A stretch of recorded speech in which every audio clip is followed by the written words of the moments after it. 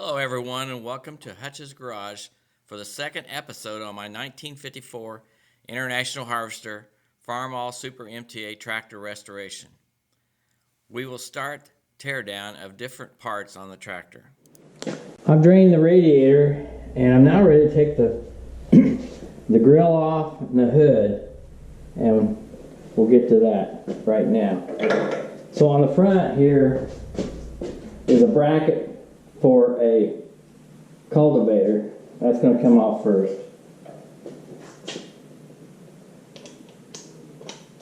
Three-quarter-inch socket.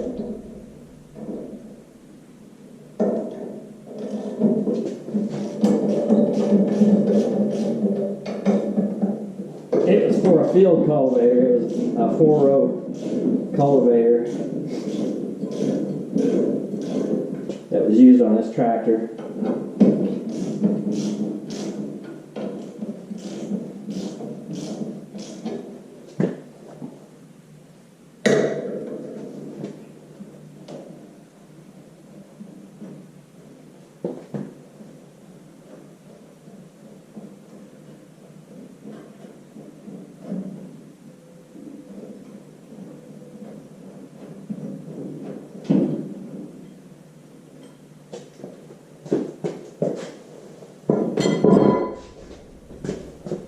Take the radiator cap off.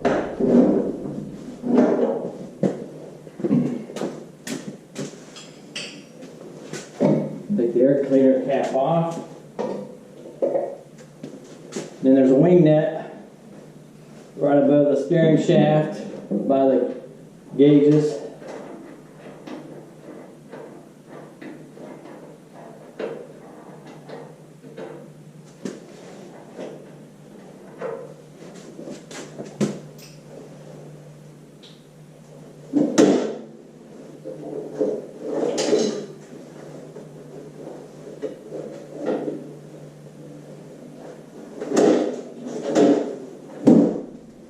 This is a tool that helps me take the hood off. Right in here. Pull down. Take it out of the way.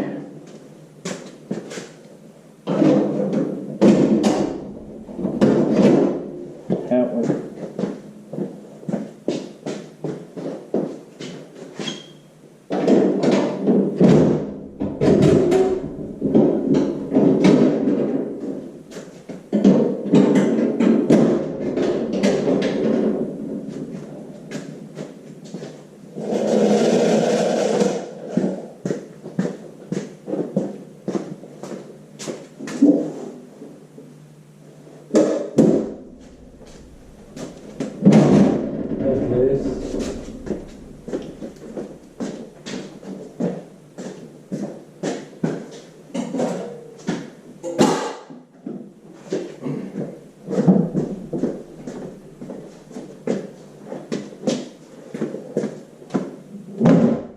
Need a stool for me to get this thing off.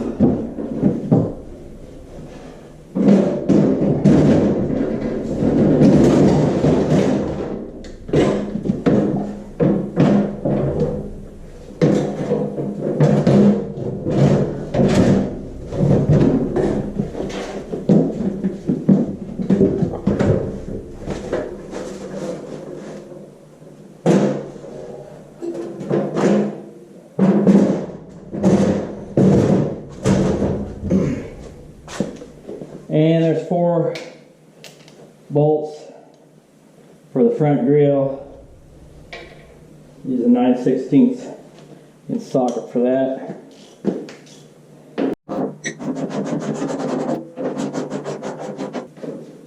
These bolts have fine threads. Not very many places on this tractor that have fine threads, but these 4 grill bolts do. And they screw into the radiator support.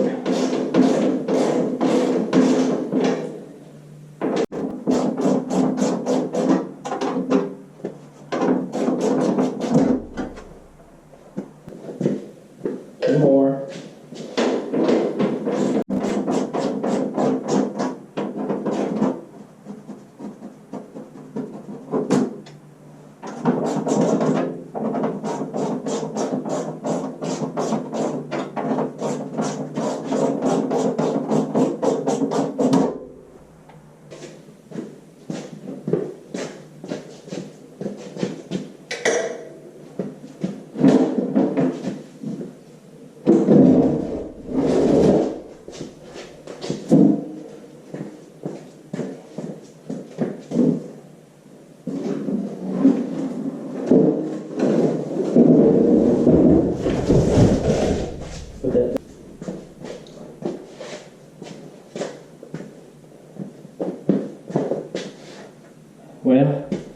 since I've drained the radiator, we can start loosening the hoses on that.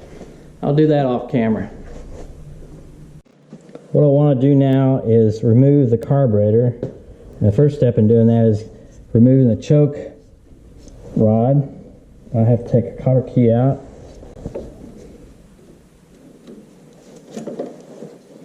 Just like that. Pull the choke rod out of the choke lever. Move that out of the way. Then I'm going to remove the gas line going into the carburetor. I need a 5/8" wrench on this to hold that part there. And then I use tubing wrenches to remove fittings on tubing. It reduces the damage to the nuts so you can use them over again. I've burgered up several. Alright, it's coming off fairly easy.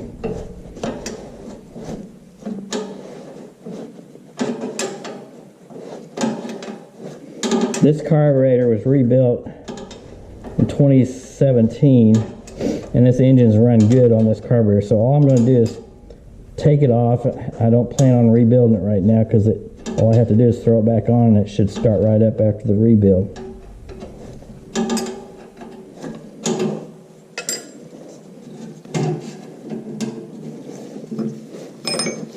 Okay, now that'll come off when I remove the carburetor.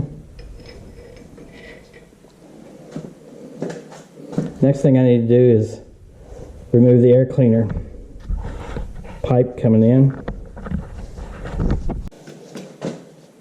You wouldn't think in 5 years time. Okay, there we go. And let's take this out. That's that. Now take these off.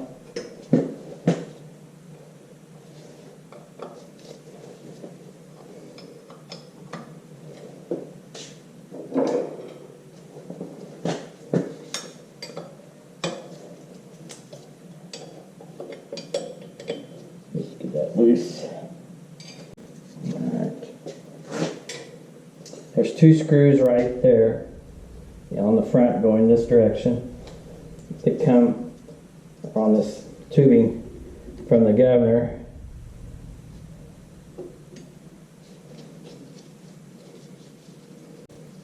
Just take a screwdriver.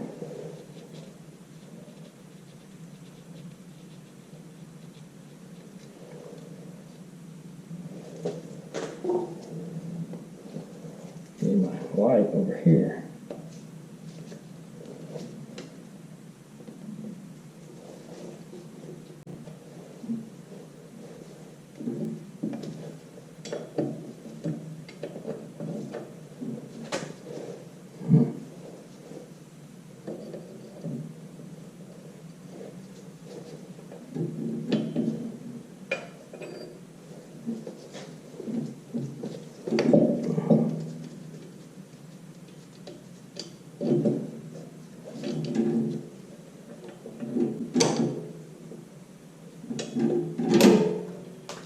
Here we got it.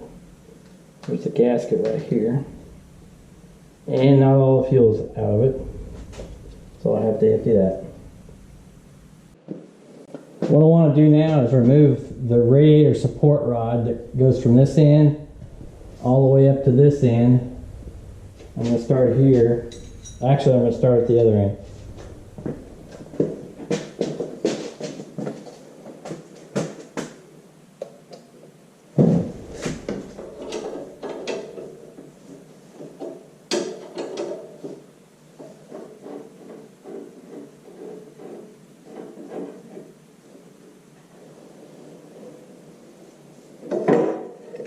This out just like that.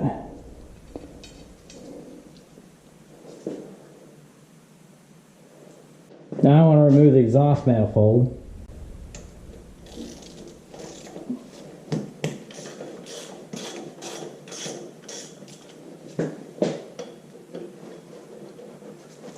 A lot of times these will break off. The studs I'm talking about.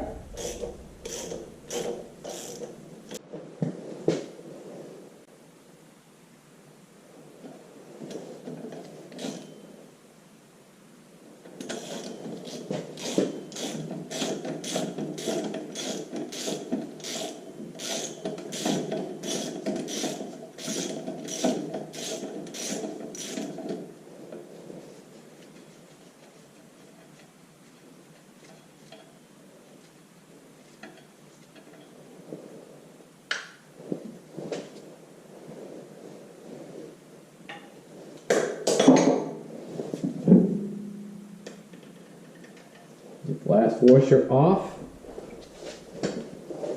Take it off.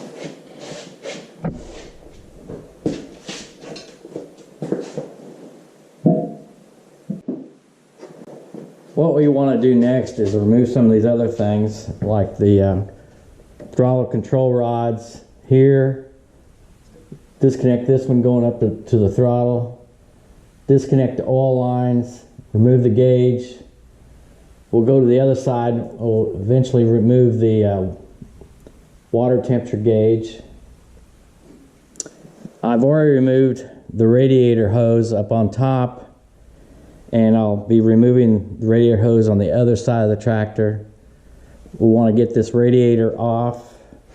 To do that completely, we'll need to free up the fan shroud, and we'll take off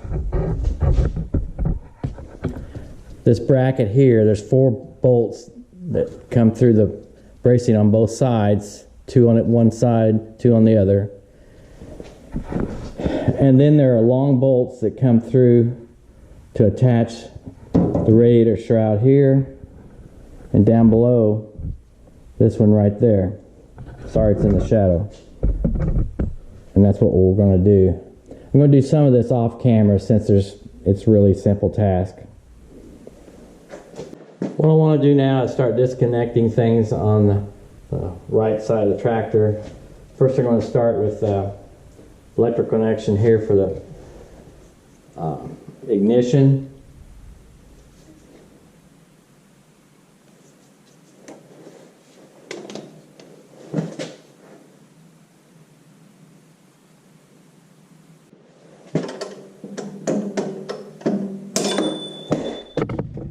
Out comes that bolt.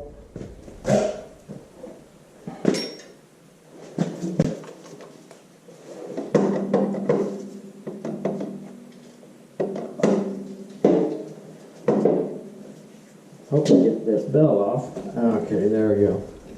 And then remove the alternator.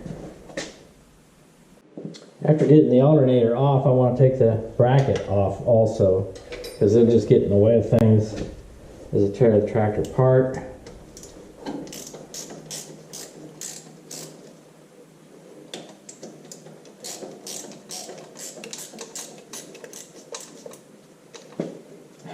As you can see, this bracket is way over strength as far as what you need to hold an alternator on. You use this part of the old original generator bracket, and my dad welded a big 1/2-inch piece on here and then put an original style alternator bracket on here. From what kind of car, I don't know.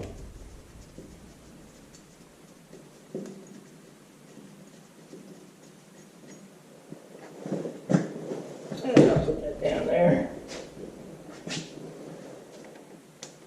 Put that bolt back. And I dropped the lock washer.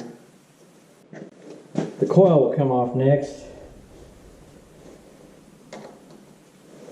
Disconnect this wire, going to the distributor. Well, I'm taking a regular 1/2-inch wrench and reaching in there.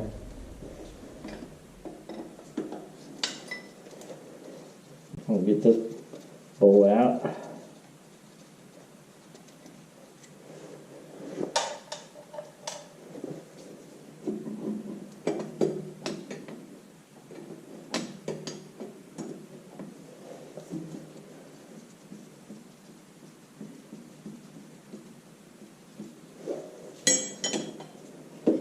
Pull this off.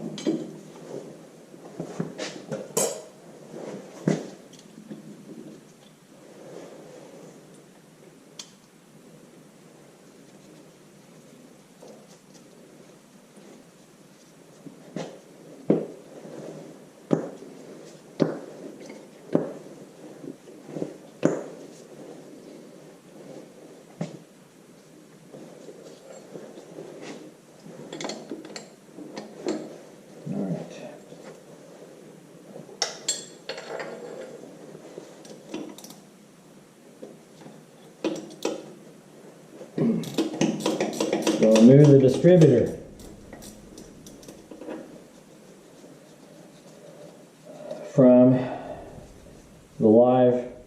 hydraulic pump.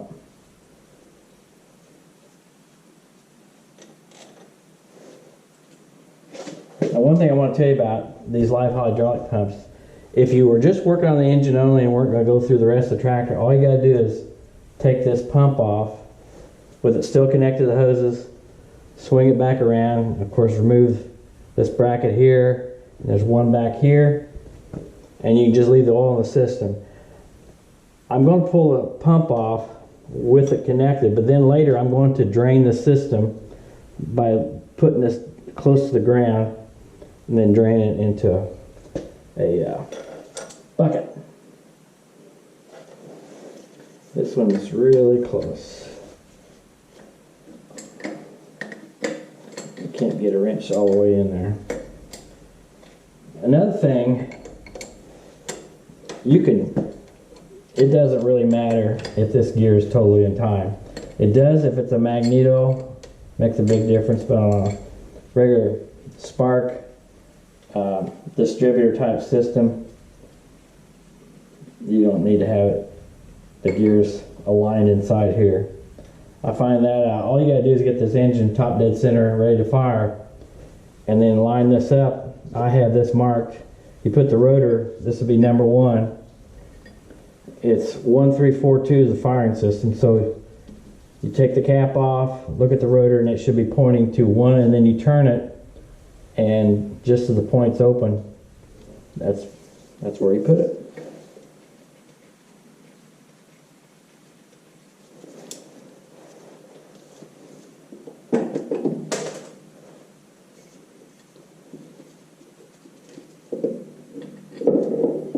Alright, there is the distributor removed. Now that I have the distributor removed, I just want to show you the connection. It connects to this and to this coupler right there. And one thing I can tell you right now is the seal is good on the back side of this hydraulic pump. There is no oil that has been slung around or anything like that, so that at least the rear seal is good. Earlier I talked about removing this bracket here, or brace, whatever you want to call it. It is actually goes in like this. The rod, the stabilizing rod for the radiator, the front part connects to this, and it connects to the back where the gauges are and the steering coupler and universal joint are located at. So there's normally 4 screws in this. This tractor only had 3. This has been damaged, so it was out of line, so that 4th bolt nut won't go in there. I'm ready to remove some of this wiring up here. I'm going to eventually move this old horn, and I'm going to drop this pump off. There's 1, 2, 3, I believe 4 bolts. Now 4, 5. 1, 2, no, we don't want to remove those. Those are part of the pump. 1, 2, 3, 4 bolts that hold this on. So I'll take those off. I'll do that a little bit later. I've also disconnected these clamps, and eventually I'll work and get this front lower radiator hose off. As you can see, the shroud is loose now, and you need to have it loose as you pull this radiator out. And the next thing I've got to do before I can get this radiator out is disconnect this shaft up here, open up the worm gear cover bolt right there, and probably take the cover off while I'm at it, and move this shaft out the front, because it goes through the radiator right there. That's all the time we have for in this episode. Thank you for watching this video. If you like this video, please hit the thumbs up and subscribe to my channel. Please continue to join me for the next episode as I restore and rebuild this 1954 International Harvester Farmall Super MTA tractor.